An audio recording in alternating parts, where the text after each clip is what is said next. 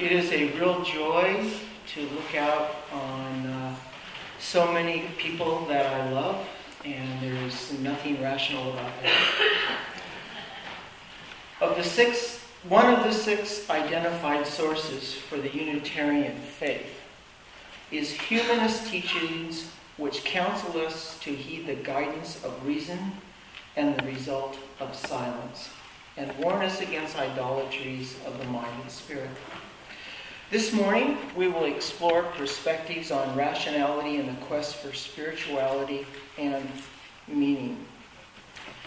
After review of the extent of our ability to be rational and its role in determining beliefs and behaviors, we will consider the rational approach, or a rational approach, to the unknown and the quest for meaning.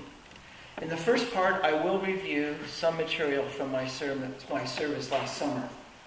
So first, let's look at how good we are at being rational. The science of psychology offers some interesting or intriguing perspectives that were popularized by the researcher Jonathan Haidt. And it's H-A-I-D-T. You can find him, he's done a number of TED Talks. And it's interesting, he says some people call him Haidt and some people pronounce it hate. He's happy with either one, but he wonders if it reflects their view of his opinions.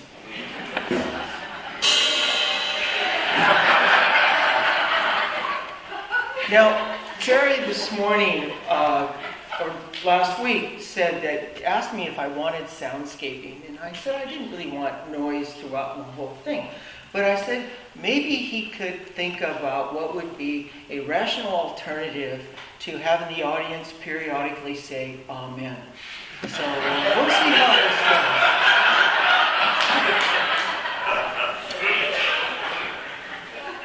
goes. What do we know of our thinking ability?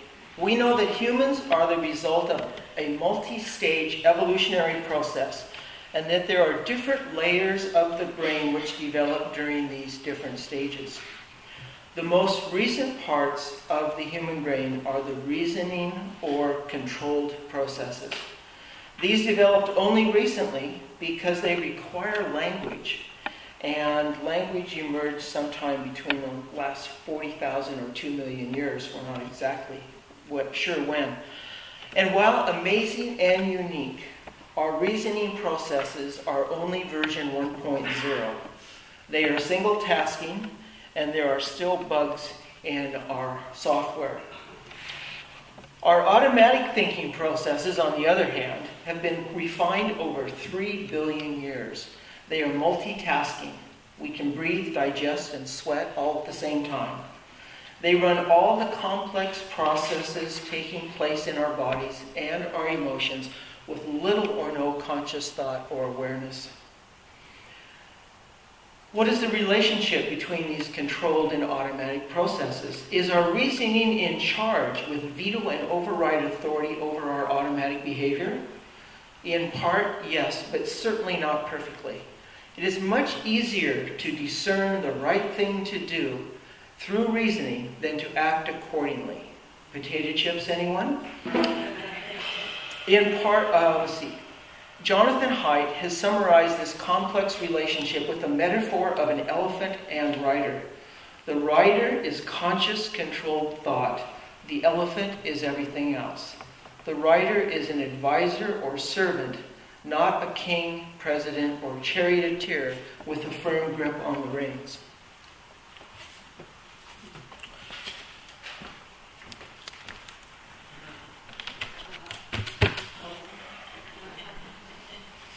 Our brains need various inputs to process information. One somewhat disturbing realization I had when starting to ponder these ideas was that my elephant drives.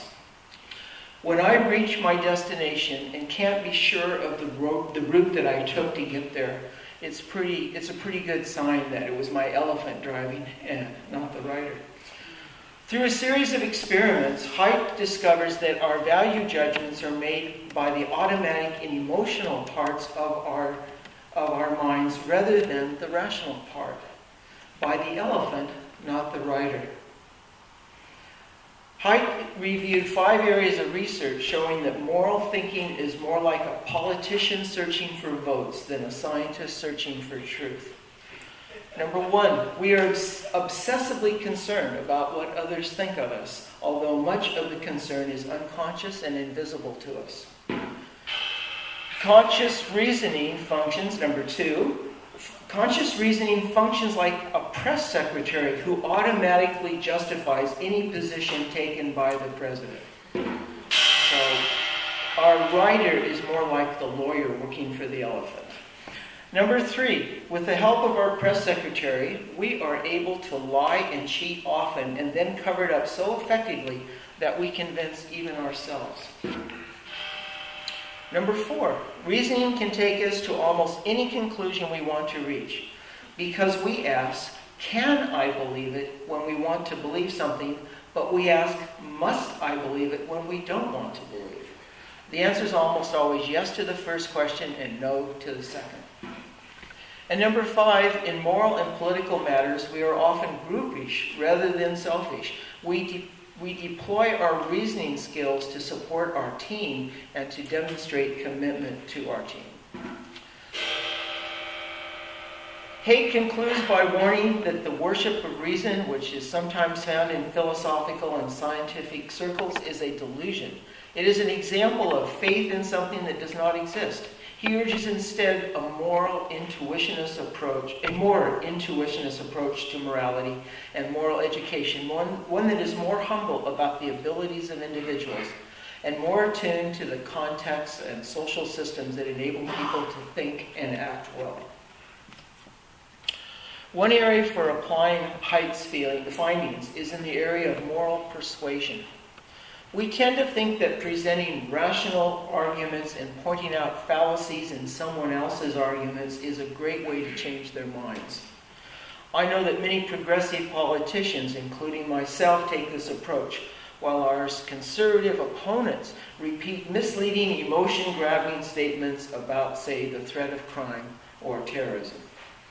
The problem is that the audience consists of elephants and not riders.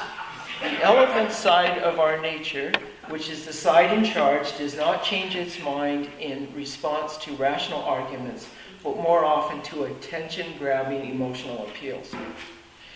In applying these findings in the U.S. political arena, Haidt is from the U.S., he observes that neither George W. Bush nor his father George H.W. Bush had the ability to move audiences to tears, but both had the great fortune to run against cerebral and emotionally cool Democrats, Michael Dukakis, Al Gore, and John Kerry. It is no coincidence that the first Democrat since Franklin Roosevelt to win election and then re-election combined gregariousness and oratorical skills with an almost musical emotionality. Bill Clinton knew how to charm elephants. So, accepting the more modest view that we are at best part-time rational thinkers, we should still apply rational analysis to some big questions. More importantly, how can being rational help us be more spiritual or live lives with greater depth, meaning, and purpose? In our exploration of various dimensions of spirituality, one theme this year was wonder. And one source of wonder is the mere exercise of our rational capabilities.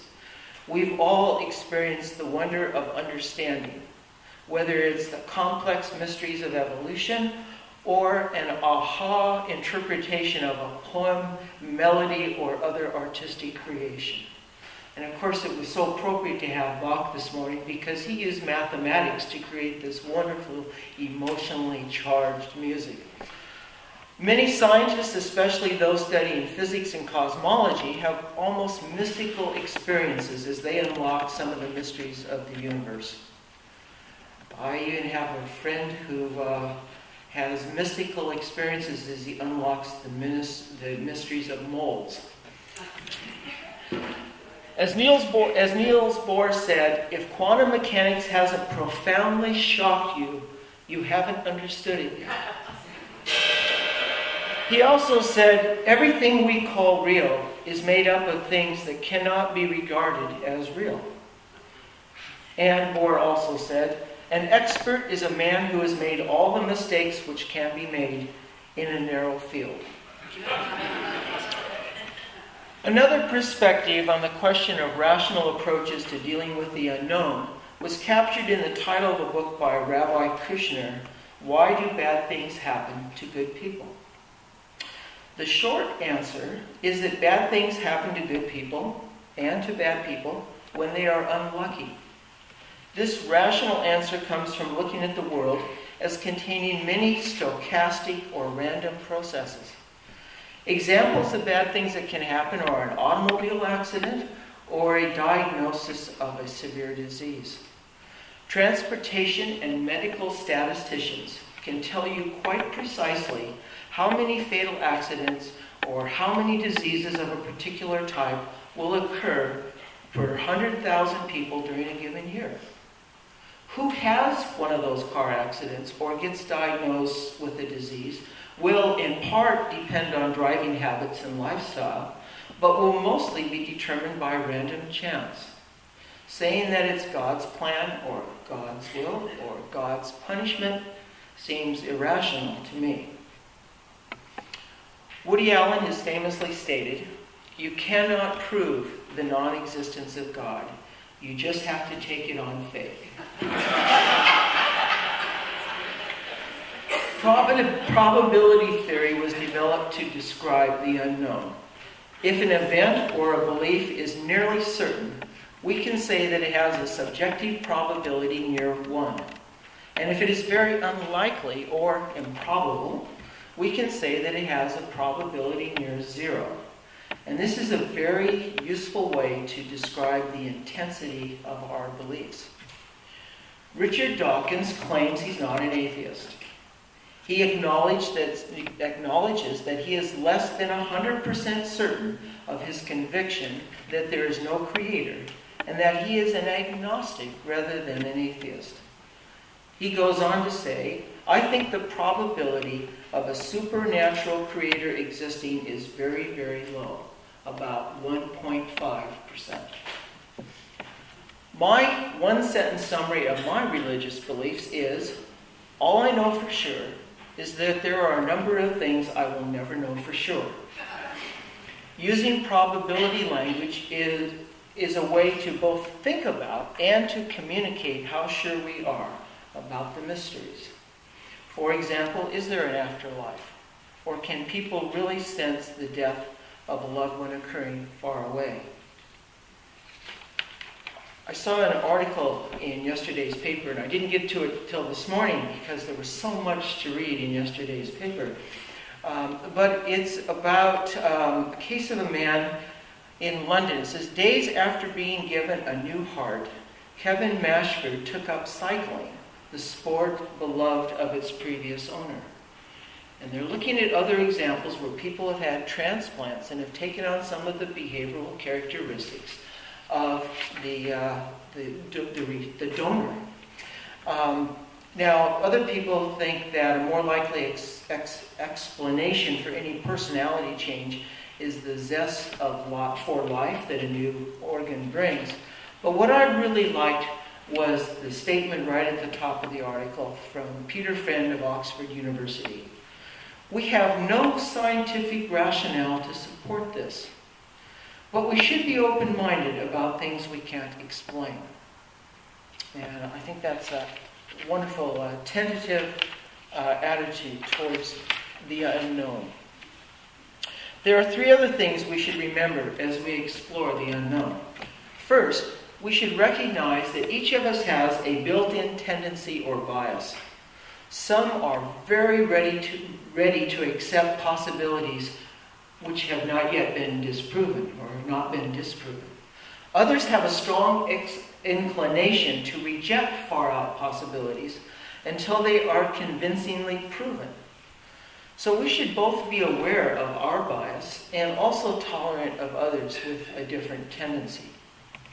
Second, we should be open to the possibilities for which no evidence currently exists, such as was reflected in that article. This would include what Forrest Church called the trans-rational realm of beyond. I'm going to start again so I read that correctly. The trans-rational realm beyond knowing or naming. Modern physics and cosmology have revealed some truths which are truly far out and difficult to accept on an intuitive basis. The amazing may well be true. We should regard our current beliefs as tentative, with a subjective probability somewhere in the middle, and be open to new evidence to change our minds. And third, we should acknowledge that our multi-layered minds are difficult to persuade by facts and logic when the belief is about something important to us. We are capable of being rational, but it's an uphill fight. So lastly, how can rationality help us find and lead lives with greater depth, meaning, and purpose? Meaning is an overworked word these days. New York Times columnist David Brooks laments that meaningful has come to describe an emotional state, which he calls meaningfulness, rather than an indication of higher purpose. In Brooks' view, true meaning is a result of moral systems defining right and wrong and mandating disciplines for improvement, not the tingly feeling you get when you're happy. Life should be about more than material success. A person leading a meaningful life has found some way of serving others. Let's attempt to take a rational look at what belief in God might offer in terms of meaning and purpose. Only a few, like perhaps George W. Bush, actually received communication from God. So if God doesn't tell you your purpose, you might just believe that God has a purpose for you and you're living it. So all lives have purpose. Or that she wants you to figure out your own purpose, which puts you back in the same place as atheists. From a website called What Christians Want to Know, I read, many people are seeking to find their purpose in life. What is God's purpose for them? Frequently, the desires of our hearts are also the will of God.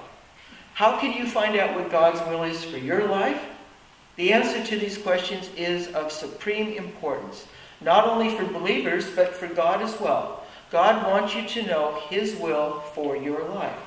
A good place to start is in prayer, reading the Bible, and seeking counsel from Christian friends. So, in part, it's read, get advice from friends, and figure it out. Just like atheists. Let's return to Jonathan Haidt, from whom Leslie read earlier. In that reading, he broke down the what's the meaning of life question into sub-questions and focused his attention on the second question of purpose within life. How ought I to live? Here is his conclusion. What can you do to have a good, happy, fulfilling, and meaningful life? What is the answer to the question of purpose within life? I believe the answer can be found only by understanding the kind of creature we are. Divided in the many ways we are divided. We are shaped by individual selection to be selfish creatures who struggle for resources, pleasure, and prestige. And we are shaped by group selection to be hive creatures who long to lose ourselves in something larger. We are social creatures who need love and attachments, and we are industrious creatures with needs for being effective, able to enter a state of vital engagement with our work. We are the rider and we are the elephant, and our mental health depends on the two working together, each drawing on the other's strengths. Haidt continues, I don't believe there is an inspiring answer to the question, what is the purpose of life? Yet by drawing on ancient wisdom and modern science, we can find compelling answers to the question of purpose within life. The final version of the happiness hypothesis is that happiness comes from between. Happiness is not something that you can find, acquire, or achieve directly. You have to get the conditions right and then wait. Some of those conditions are within you. such as coherence among the parts and levels of your personality. Other conditions require relationships to things beyond you. Just as plants need sun, water, and good soil to thrive, people need love, work, and a connection to something larger.